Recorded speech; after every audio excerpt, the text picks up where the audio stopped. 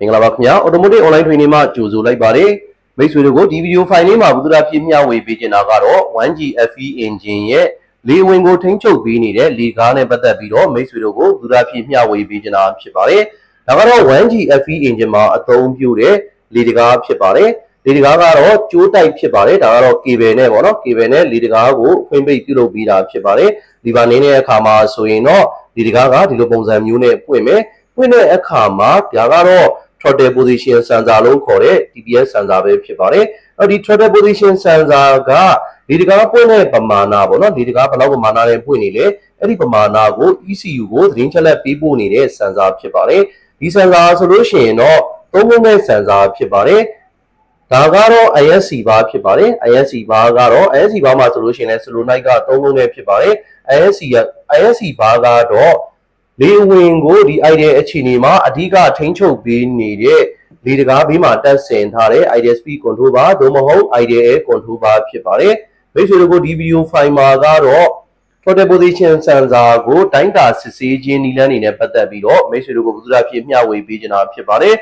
That's the engine maso and all Lidiga, a yango, ye pare, and logo, no sound be up pipare. Liwene Mana go, Lidiga Nibio, adiga tencho being up pite. Lidiga Macone, a Kama, Chamile, Lena Mare, Dabie, Vigo Marile, 29, Dabien, Livanimia, Teacher Murile, Chisi 9, Dabien, Angel Leba Murigale, Matinine, Detana Murile, Chisi 9, Pipare, Dabien, Chu, Nidham Numa, Suino, the Lidiga, Teacher Jow, Sanuya, Kakere, Teacher D, Satire, Teacher Digule, Chisi 9, Pipare, Lidigama, Teacher Shinide, Kama, Suino, P0, 1 to 1, Mu, Teacher Murigole, that's in Nina Pipare, Chamile Mido, the Lopo Zamu, Teacher Cody, that's it,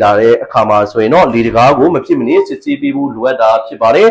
Lidigama, Suin, Kanli Mabona, the Throttle position Sanza, the position Sanza, Teacher Mahope, and Lidiga, at Winema, the Lopo Zamu, G. Bono, a young man in the Kamuma Suele. Lewe Managa, Nevi Roma, Indian Donate and Amurigo, Kissing and Apchipare. I don't need Hamuma, so no, Lidiga, who teach Habo, not for Declina, teach us dancing, we would all Lued Apchipare.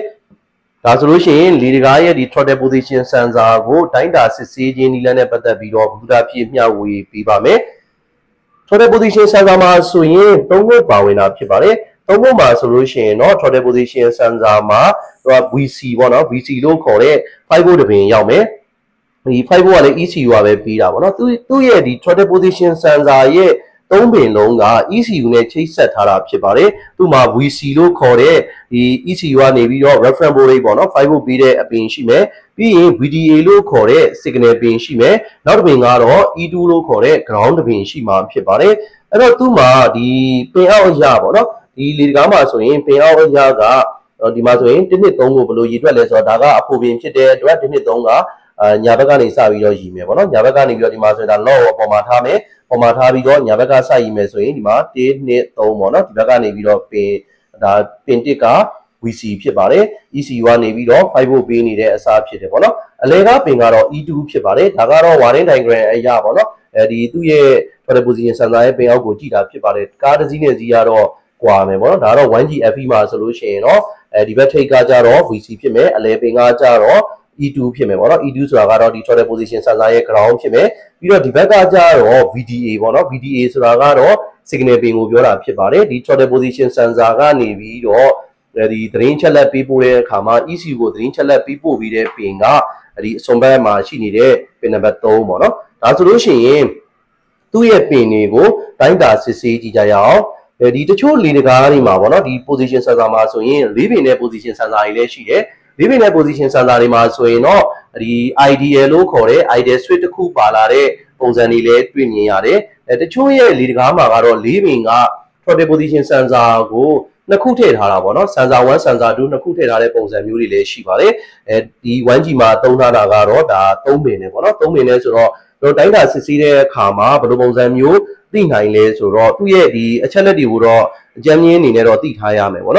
2 year the Yabo, not the Bozamuliba, the Masoena Daga, Lingo Nebo, not Lingo Net for the position Sana, these are the position Sanaro, Tomones or the Bingo Pelame, but not the machine idea of Pelame, so ye, we see ye, VDA, E2 years of Yoshima, and all we see ne, E2 nego, on Dinda, Cecilia Mesu, ye, Lidigabu, လှည့်သည်ဖြစ်စေဒီတိုင်းထားသည်ဖြစ်စေပေါ့နော်သူ့ရဲ့အုံးကတည်ငြိမ်နေမှာဖြစ်ပါတယ်ဒါကတော့သူ့ရဲ့ပင်နံပါတ်တွေအလိုက်ပေါ့နော်ဒါတိုင်းတာစစ်ဆေးတဲ့ပုံစံဖြစ်ပါတယ်ပင်နံပါတ်ဒီမှာဆိုလို့ရှိရင်ဒီနေရာမှာ VDA ရဲ့ E2 ရဲ့ဒီတကားပိတ်နေတဲ့အချိန်မှာဆိုရင်တော့ VDA နဲ့ E2 ကိုတိုင်းတာစစ်ဆေးတဲ့အခါမှာ 0.2 ကနေပြီးတော့ 5.7 ဆိုတော့200ကနေပြီးတော့5900အုံကြားရှိမယ်ပေါ့နော်အဲ့တော့ VDA နဲ့ E2 ကကြတော့သူကသူ့ရဲ့အုံးကပေါ့နော်400ကနေပြီးတော့များသွားမယ်အဲ့တော့ VDA နဲ့ E2 ကိုတိုင်းတာလိုက်တဲ့အခါမှာလေတကားကိုလှည့်လို့ရှိရင်ဖြည်းဖြည်းချင်းလှည့်ရင်သူ့ရဲ့အုံးကဖြည်းဖြည်းချင်းတက်သွားမှာဖြစ်ပါတယ်အဲ့ဒီလိုပဲဒီ VC နဲ့ VDA ကကြတော့ပြောင်းပြန်ပေါ့နော်များရာကနေပြီးတော့နေသွားမယ်ပေါ့လေတကားကိုလှည့်တဲ့ပုံမူတည်ပြီးတော့လေတကားကိုဖြည်းဖြည်းချင်းလှည့်မယ်ဒါပေမဲ့သူ့ရဲ့အုံးကတော့ဖြည်းဖြည်းချင်းကျသွားမှာဖြစ်ပါတယ်ဒီမှာကျွန်တော်သူ့ရဲ့တန်ဖိုးတွေကိုဖော်ပြထားတယ်ပေါ့နော်ဒီမှာ VDA နဲ့ E2 ကိုတိုင်းလို့ရတယ်နောက် VDA နဲ့ E2 ကိုလေတကားပွင့်နေတဲ့အချိန်မှာတိုင်းရင်တော့ 2.0 ပေါ့နော်ကီလိုအုံးကနေပြီးတော့ 10.2 ကီလိုအုံးဆိုတော့2000အုံးကနေပြီးတော့1200အုံးကြားရှိတယ်ဆိုရင်တော့ဒါ Throttle position sensor ကောင်းတယ်လို့ပြောလို့ရတယ်ပေါ့နော်ပြီးတော့ဒီမှာပေါ့နော် VC နဲ့ E2 နဲ့ E2 ကကြတော့ကျွန်တော်တိုင်းတာစစ်ဆေးတဲ့အခါမှာပေါ့နော်သူကလေတကားပွင့်နေဖြစ်စေပိတ်နေသည်ဖြစ်စေပေါ့နော် 2.5 ကနေ 5.9 ကီလိုအုံးကြားရှိနေမယ်ပေါ့နော်ဒါဆိုလို့ရှိရင်သူ့ရဲ့ဒီလေတကားရဲ့ Throttle position ပေါ့နော် position sensor ဒါကောင်းတယ်လို့ပြောလို့ရတယ်ပေါ့နော်သူကတော့လေတကားပွင့်ပိတ်လို့ပုံစံမျိုးဖြစ်နေမှာဖြစ်ပါတယ်ဒါဆိုရင်ကျွန်တော်လေတကားမှာပေါ့နော်ပြန်ပြီးတော့ကြည့်ရမယ်ဆိုရင်ဒီပင်ကကြတော့ VC ဒီပင်ကကြတော့အလဲပင်ကကြတော့ E2 ပေါ့နော်ဒီဘက်ထိပ်ဆုံးပင်ကကြတော့ VDA ဖြစ်ပါတယ်ဒါဆိုရင်ကျွန်တော်ပင်လေးတွေထိုးပြီးတော့တိုင်းတာစစ်ဆေးကြည့်ကြရအောင်ဒီမှာဆိုရင်ပေါ့နော်ပင်လေးတွေထိုးပြီးတော့ဒါမှာရှိနေတဲ့ပင်ကိုE2 နဲ့ပေါ့နော် E2 နဲ့ဒါ VC နဲ့ကိုတိုင်းတာစစ်ဆေးမယ်ပေါ့နော်တိုင်းတာစစ်ဆေးတဲ့အခါမှာ setting ကတော့အုံးထားမယ်ပေါ့နော်သူ့ရဲ့တန်ဖိုးကဘယ်လောက်တွင်းမှာရှိမလဲဆိုတော့9900ထိရှိနိုင်တယ်ပေါ့နော်2500နဲ့9900ကြားရှိတယ်ဆိုတော့ကျွန်တော်ဒီနေရာမှာ20k setting ကိုထားမယ် 20k setting ထားပြီးလို့ရှိရင်ဒါလေးကို calibration လေးလုပ်လိုက်မယ်ပေါ့နော်0 setting လေးချလိုက်မယ်ဒီလိုပုံစံမျိုးလေးပေါ့နော်ဒီမှာ0 setting ချလိုက်မယ်0 setting ချပြီးသွားလို့ရှိရင်သူတို့နှစ်ခုကိုတိုင်းတာစစ်ဆေးကြည့်လိုက်မယ်ပေါ့နော်တိုင်းတာစစ်ဆေးလိုက်တဲ့အခါမှာဘယ်လောက်ထွက်လဲဆိုတော့ 2.9 ကီလိုအုံးလောက်ထွက်ပါတယ် 2.9 2.8 ပေါ့နော်အဲ့လောက်ပတ်ဝန်းကျင်ထွက်တာဖြစ်တဲ့အတွက်ကိုဒါကပြောမယ်ဆိုရင်တော့ဒါသူ့ရဲ့ပမာဏအတွင်းမှာရှိတယ်လို့ပြောလို့ရမှာဖြစ်ပါတယ်ဒါသူ့ရဲ့ပမာဏအတွင်းမှာရှိတယ်ပေါ့နော်ဒါကတော့ဒါ VC နဲ့ E2 ကိုတိုင်းတာစစ်ဆေးခြင်းဖြစ်ပါတယ်ဒါဆိုလို့ရှိရင်နောက်တစ်ခုကိုတိုင်းတာစစ်ဆေးကြည့်ကြရအောင်ပေါ့နော်နောက်တစ်ခုကကြတော့ဒီမှာပေါ့နော်ဒါကကြတော့ဒီဘက်ပင်ကကြတော့ VDA ဖြစ်ပါတယ်အဲ့တော့ VDA ပင်ရဲ့ပြီးရင်ဒီဘက်မှာရှိနေတဲ့ E2 ပင်ရဲ့ပေါ့နော်တိုင်းတာစစ်ဆေးတဲ့အခါမှာဘယ်လိုပုံစံမျိုးထွက်မလဲပေါ့နော်ဒါဆိုရင်ကျွန်တော်ဒီလိုပုံစံမျိုးလေးစစ်ကြည့်လိုက်မယ်ပေါ့နော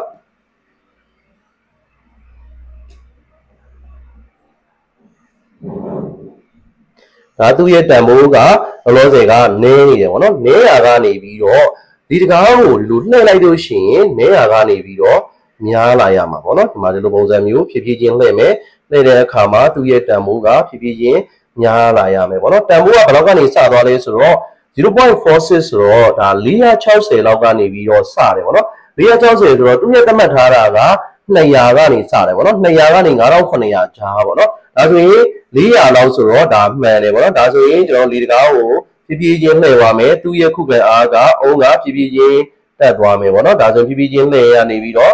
ဒါအဆုံးထိရောက်သွားပြီပေါ့နော်ဒါဆိုလို့ရှိရင်2450အုံးပေါ့နော်2.44 ကီလိုအုံးဆိုတော့2400ကျော်ပေါ့နော်2400ဆိုတော့သူ့ရဲ့သတ်မှတ်ထားတဲ့9900အုံးကြားကိုတက်တယ်ဘာဖြစ်လို့ကျွန်တော်တို့လေတကားရဲ့ဒီလက်ကိုပေါ့နော်ဖြည်းဖြည်းချင်းလှည့်ရလဲဆိုတော့လေတကားကဒီသူ့ရဲ့ position sensor ကပေါ့နော်ပြတ်တယ်ဆိုတာကလုံးဝကိုအုံးမတက်တာမဟုတ်ဘဲနဲ့တခါလေမှာပေါ့နော်အတုံးများတဲ့နေရာကပြတ်သွားတာမျိုးဖြစ်တတ်တယ်အတွင်းထဲက circuit ပြတ်သွားတာမျိုးဖြစ်တတ်တယ်ပေါ့နော်အဲ့ဒါကြောင့်မလို့ဖြည်းဖြည်းချင်းလှည့်ရတာဖြစ်ပါတယ်ကျွန်တော်ကဆက်ခနဲ့လှည့်လိုက်တယ်ဆိုရင်အုံးကတော့တက်သွားတယ်ဒါပေမဲ့ပြတ်နေတဲ့နေရာကအုံးကလုံးဝမတက်တဲ့ဟာမျိုးဖြစ်သွားနိုင်တယ်ပေါ့နော်ဒါကြောင့်မို့အဲ့ဒါကိုသိရအောင်လေတကားကိုဖြည်းဖြည်းချင်းလှည့်ရမယ်အုံးကဖြည်းဖြည်းချင်းဒါတက်သွားရမယ်ပေါ့နော်ဒါကတော့ VDA နဲ့ E2 ကိုတိုင်းတဲ့အခါမှာဖြည်းဖြည်းချင်းတက်သွားရမယ်တကယ်လို့ပေါ့နော်VDA နဲ့ E2 မဟုတ်ဘဲနဲ့ VC နဲ့ပေါ့နော်ပြန်တိုင်းမယ်ဆိုရင်တော့ VC နဲ့ VDA နဲ့ကိုပြန်ပြီးတိုင်းမယ်ဆိုရင်သူတို့ကကြတော့များရာကနေပြီးတော့နည်းရမှာဖြစ်ပါတယ်ဒီမှာဆိုလို့ရှိရင် 2.57 ကနေပြီးတော့ကျွန်တော်လေတကားကိုလှည့်ကြည့်လိုက်မယ်ပေါ့နော်လေတကားကိုလှည့်ကြည့်လိုက်တဲ့အခါမှာသူ့ရဲ့တန်ဖိုးကအဲ့ဒီပမာဏကနေပြီးတော့ဒါဖြည်းဖြည်းချင်းကျသွားရမှာဖြစ်ပါတယ်ဒါဆိုရင်လှည့်ကြည့်ကြမယ်ပေါ့နော်ဒါဆိုရင်သူ့ရဲ့တန်ဖိုးကဒီမှာဖြည်းဖြည်းချင်း ကျသွားတယ်ပေါ့နော်ဒီလိုပုံစံမျိုးဖြစ်ရမှာဖြစ်ပါတယ်ဒါကတော့ဒီ throttle position sensor ကောင်းမကောင်းကိုမီတာနဲ့ပေါ့နော်တိုင်းတာစစ်ဆေးတာဖြစ်ပါတယ်ဒါကတော့ဒီလေတကားအလုံးလိုက်ကိုဆိုတာမဟုတ်ဘူး position sensor လေးကိုပဲကောင်းခြင်းမကောင်းခြင်းကိုစစ်ဆေးတာဖြစ်ပါတယ် position sensor တွေကတော့ပြတ်ခဲပါတယ်ဒါပေမဲ့တစ်ခါတလေမှာဒီ position sensor တွေပြတ်လို့လီဗာနင်းရတဲ့ပြဿနာမျိုးတွေလီဗာနင်းတဲ့အခါမှာလည်းကားကတွန်းဆုပ်ဖြစ်တဲ့ပြဿနာမျိုးတွေလည်းကြုံတွေ့နေနေတာဖြစ်ပါတယ်ဒါကြောင့်မို့ဒီ throttle position sensor ကိုတော့မဖြစ်မနေစစ်ဆေးပေးဖို့လိုအပ်တာဖြစ်ပါတယ် throttle position sensor ရဲ့တစ်ချက်ကြောင့်လည်းအချို့ကားတွေမှာဂီယာဆောင်းတဲ့ပြဿနာမျိုးတွေဖြစ်စေနိုင်တယ်ပေါ့နော်ဒါကကြတော့ throttle position sensor ကကြတော့သူကကျိုးတိုက်ပေါ့နော်ဒီ cable နဲ့အလုပ်တဲ့ပုံစံမျိုးဖြစ်ပါတယ်နောက်ပိုင်းဒီ model မြင့်ကားတွေမှာဆိုရင်တော့မော်တာနဲ့လာပြီပေါ့နော်ဒီလေတကားမှာမော်တာနဲ့ပုံစံဆိုလို့ရှိရင်တော့လီဗာနင်းတဲ့အခါမှာပယ်တယ်မှာဆိုရင်ဘာပါမလဲဆိုတော့ position sensor ပါလာမယ်ပေါ့နော်ဒီ accelerator ပယ်တဲ့ position sensor ပါလာမယ်အဲ့ဒီ position sensor ကလာတဲ့အချက်လက်က